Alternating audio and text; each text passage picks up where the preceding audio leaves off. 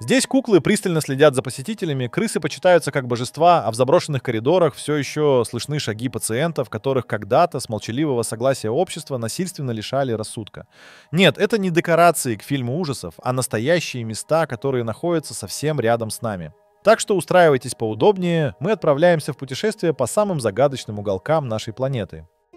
Остров Хосима. В туманных водах у южного побережья Японии, в 15 километрах от Нагасаки, из моря поднимается темный силуэт острова Хосима. Его бетонные стены, изъеденные солью, как неприступная крепость, высятся над бурными волнами. Но за ними нет жизни. Только пустота, скрип металла и мучительный шепот прошлого, который не может покинуть это проклятое место. Когда-то остров Хосима кипел деятельностью. В начале 20 века здесь обнаружили богатые залежи угля, и в погоне за прибылью промышленники превратили крошечный клочок суши в адскую трудовую колонию. Под морским дном прорыли шахты, уходящие вглубь на сотни футов, а на поверхности возвели многоэтажные бетонные коробки, втиснутые так плотно, что между ними не осталось и дюйма свободного пространства. В лучшие годы здесь жило больше 5000 человек, но их жизнь мало походила на человеческую. Рабочие, среди которых были военнопленные и насильно привезенные китайцы, спускались под землю на 12, а то и 16 часов в сутки. Они добывали уголь в узких душных туннелях, где часто оставались навсегда. Но в 1974 году 20 века угольные запасы иссякли, и остров умер в одночасье. Люди уезжали так быстро, будто бежали от чумы, бросая вещи, фотографии, даже посуду на столах. Через несколько недель Хошима опустел, и с тех пор лишь ветер гуляет по его пустым коридорам. Без людей бетон начал трескаться, металл ржаветь, а штормовые волны постепенно отвоевывают у острова кусок за куском. Сегодня сюда водят экскурсии, но даже самые смелые туристы чувствуют, как по спине ползут мурашки, когда они ступают на берег. Полы прогнивают, лестницы рушатся под ногами, а в некоторых зданиях до сих пор витает запах угольной пыли. А еще говорят, что если задержаться здесь до заката, можно увидеть тени в окнах верхних этажей. Будто бывшие жители до сих пор не поняли, что их город мертв, и все еще ждут, когда фабричные гудки позовут их на смену. Но гудков не будет. Только тишина да скрип разваливающегося бетона. Хошима — это не просто заброшенный остров. Это памятник человеческой жадности, жестокости и темной стороне прогресса, который медленно, но верно поглощает море. И когда-нибудь от него не останется ничего, кроме легенд. Лондонский Тауэр, сам воздух в этом месте пропитан железным привкусом крови. Величественный и мрачный Лондонский Тауэр стоит на берегу Темзы уже почти 1000 лет.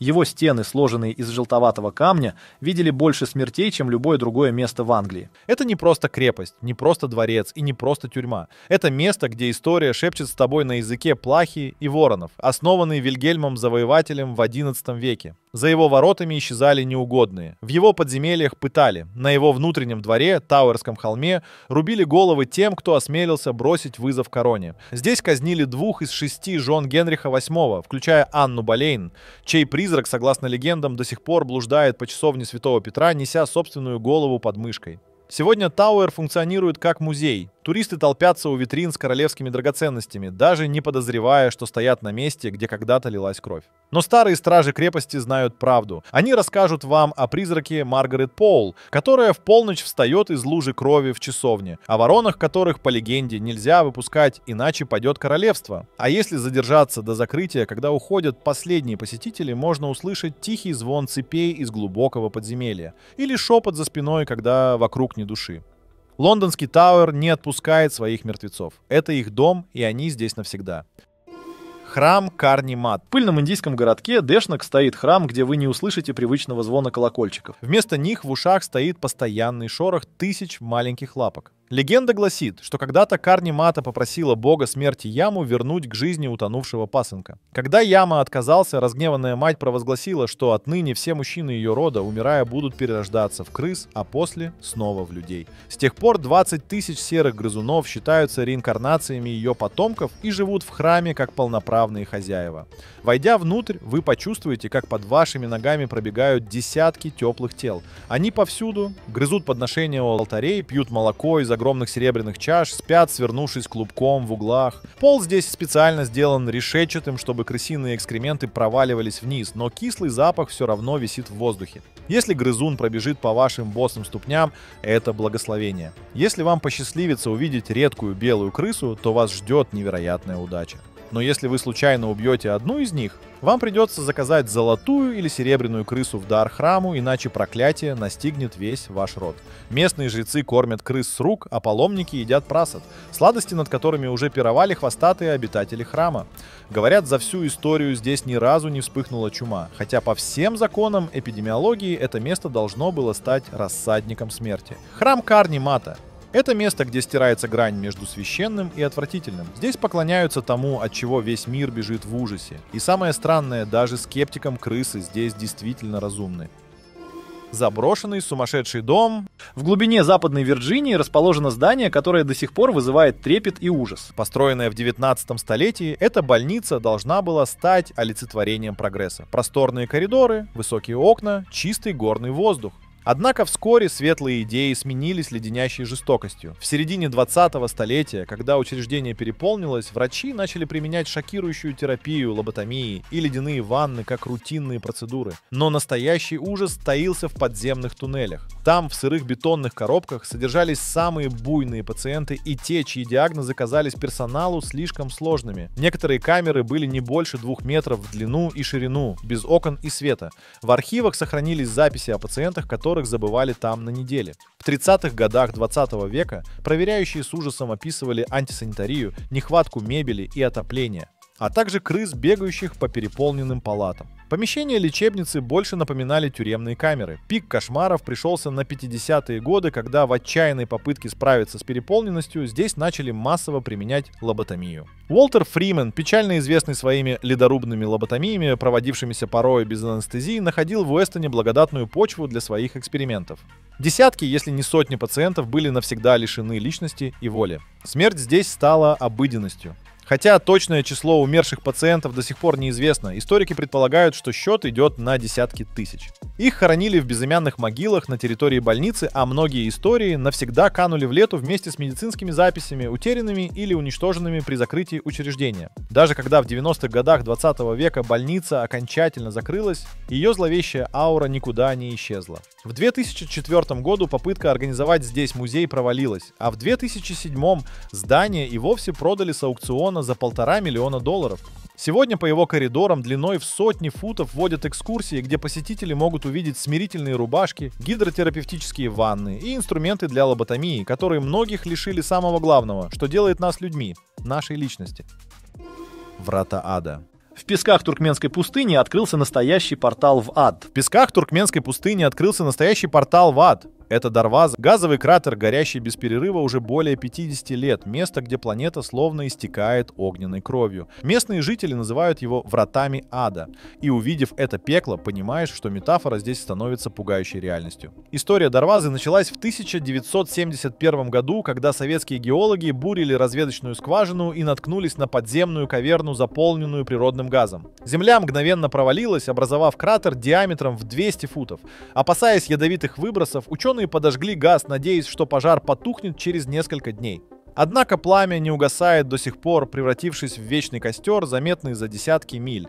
Ночью кратер выглядит особенно инфернально. Языки пламени высотой с 5-этажный дом лижут черные стенки пропасти, а раскаленные камни осыпаются вглубь в кровавое жерло источника. Температура на кромке кратера достигает 400 градусов по Фаренгейту. Этого вполне достаточно, чтобы обувь начала плавиться после нескольких минут стояния. Воздух насыщен сернистым запахом, а почва вокруг испещрена трещинами, из которых сочится горючий газ. Особенно жутко здесь в зимние месяцы, когда ледяные ветры Каракумов сталкиваются с адским жаром кратера, создавая вихри раскаленного песка. Местные кочевники рассказывают, что в такие ночи над Дарвазой можно услышать странный гул, будто бездна стонет от нескончаемого горения. Ученые подсчитали, за десятилетия горения здесь сгорело достаточно газа, чтобы обеспечивать энергией целую страну. Это напоминание о том, что врата ада не ведут в преисподнюю, но ад может быть сотворен нашими собственными руками.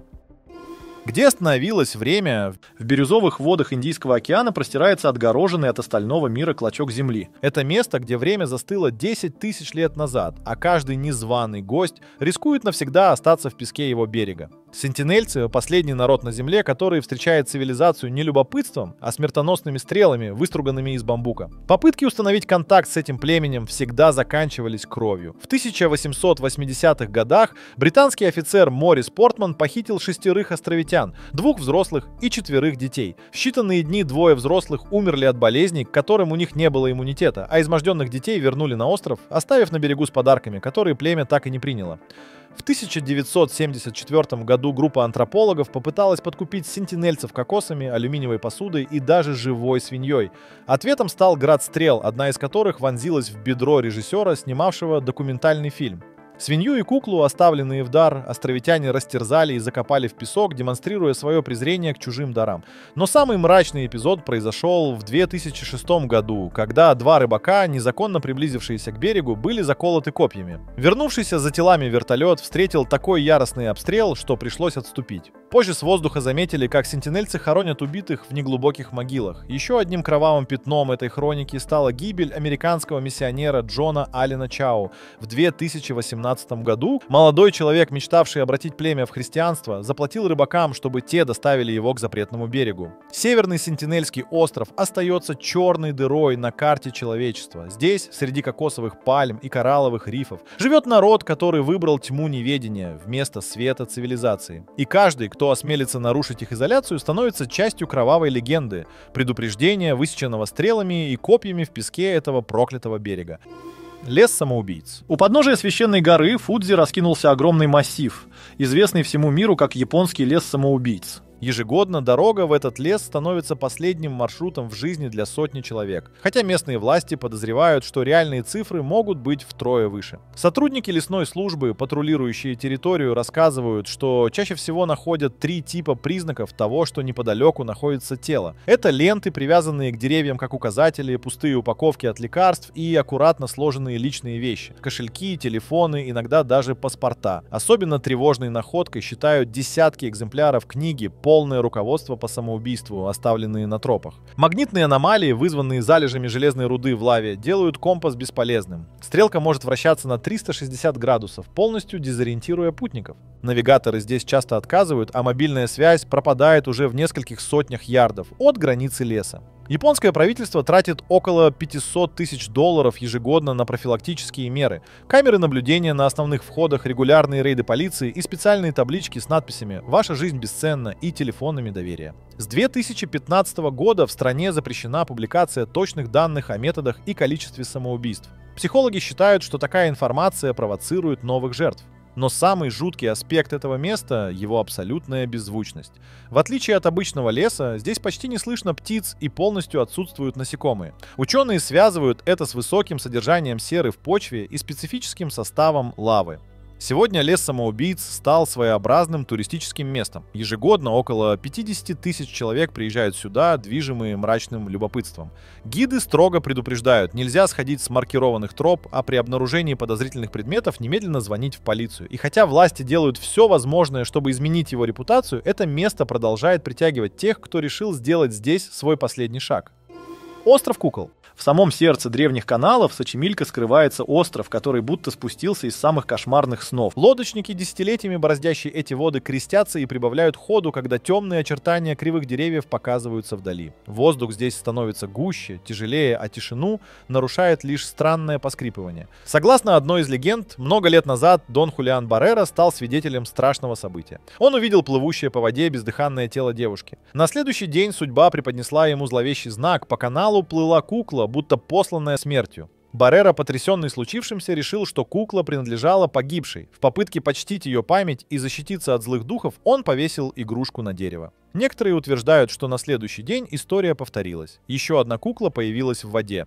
Со временем Баррера убедил себя, что остров преследует призрак той девушки. Чтобы успокоить его, он начал собирать старые, выброшенные куклы. Обменивал на них выращенные в саду фрукты, подбирал среди мусора, принимал в дар от соседей. Каждую новую находку он вешал рядом с предыдущими, создавая жуткий лес игрушек, которые под ветром скрипели и покачивались, будто шептались между собой. С тех пор остров стал домом для того, что не должно было остаться в этом мире.